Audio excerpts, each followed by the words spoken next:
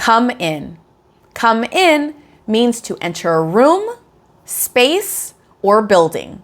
It simply means enter, step inside, welcome. Come in is one of the friendliest and most inviting phrases in American English. We use it when we want someone to enter the place where we already are.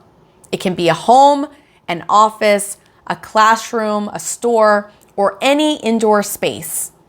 It can be formal or very casual, depending on tone. You'll hear it in many situations.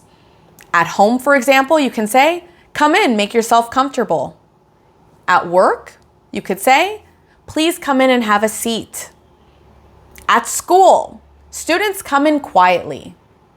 Or at someone's door. "Who is it?" "Oh, come in." Some examples are, "Please come in and sit down." "He came in without knocking." "Come in, it's cold outside." "She came in late to the meeting," in the past. The teacher told the students to come in quietly. Now repeat after me. Come in. Come in. Come in. In the past, we would say, came in. Came in. Came in. Please come in. She came in late. Come in and have a seat.